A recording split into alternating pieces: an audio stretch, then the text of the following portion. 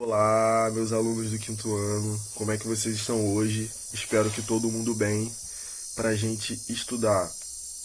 Hoje nós vamos abrir na unidade 2 do nosso livro, lendo o texto Brinquedos, do grande autor Rubem Alves. Esse texto vai da página 20 até a página 22. E não se esqueçam de prestar atenção nos elementos pré e pós-textuais, incluindo as referências e a mini biografia do autor. Como vocês vão poder reparar, o texto de hoje é uma crônica. As crônicas têm como característica a linguagem simples e coloquial, soando às vezes como uma conversa informal, em que o narrador trata de algum tema do cotidiano, geralmente de forma mais crítica. Por isso, é um gênero que se situa entre o literário e o jornalístico, certo? Alguns autores puxam mais para o caráter informacional da crônica, né? Outros mais pela parte ficcional. Após responder os exercícios das páginas 24 e 25, de acordo com a interpretação textual de vocês, voltem aqui para discutirmos a parte de gramática. Na parte de gramática hoje, os assuntos que nós veremos são os encontros consonantais e os dígrafos. Mas o que são encontros consonantais e o que são dígrafos? Os encontros consonantais são aqueles casos em que duas consoantes aparecem lado a lado em uma mesma palavra. Já os dígrafos são aqueles casos em que duas letras, estando lado a lado, representam um único som, ou seja, um único fonema. Por que esses dois assuntos são vistos juntos? Bem, porque a maioria dos dígrafos são encontros consonantais. Não existe nenhum dígrafo que seja um encontro vocálico, apesar de existirem, em menor número, dígrafos formados por consoantes e vogais ao mesmo tempo. Então, vamos lá ver mais algumas coisas. Em alguns casos, sobre dígrafos, é preciso ter atenção redobrada, pois alguns elementos são considerados dígrafos em certas palavras e em outras palavras não são. É o caso dos elementos QU e GU. Esses elementos, geralmente, formam dígrafos, mas também em diversas palavras eles não são. E como é que a gente faz para saber? Bem, se em alguma palavra que contenha o elemento QU e GU, esse elemento vem precedido pelas vogais A e O, ou seja, se tem a vogal A ou a vogal O anterior a esse elemento, como é o caso de anágua e aquário, essas palavras não são dígrafos.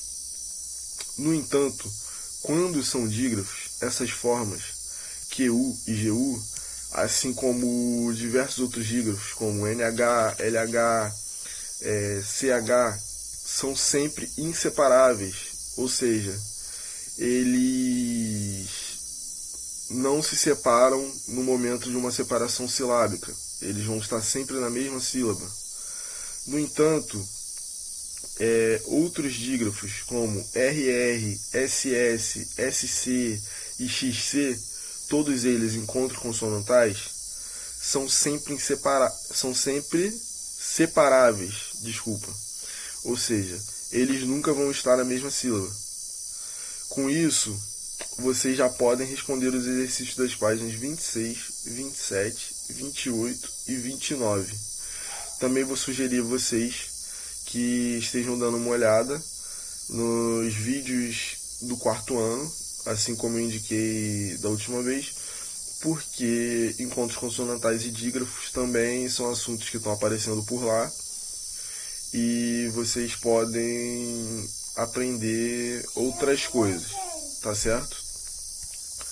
Então, depois de fazer os exercícios, voltem para a gente ver a parte de ortografia. Bem, hoje, sobre ortografia, o assunto são os sufixos esa com Z e esa com S, pronunciados de forma idêntica, mas com escrita e significados diferentes. Em primeiro lugar, sufixos são elementos que se unem ao final das palavras. Nesse caso, podemos observar que o sufixo esa com Z se une a adjetivos, transformando-os em substantivos, como é o caso dos exemplos do próprio livro, em que o adjetivo triste se transforma no substantivo tristeza. Lembrando que adjetivos são classes de palavras que expressam características ou qualidades dos substantivos.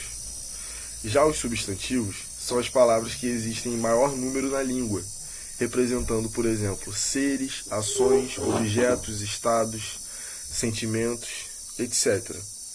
Mas vamos aprofundar isso em uma aula específica, tanto sobre adjetivos quanto sobre substantivos. Já o sufixo esa com S designa o feminino de alguns substantivos masculinos, como é o caso de freguesa.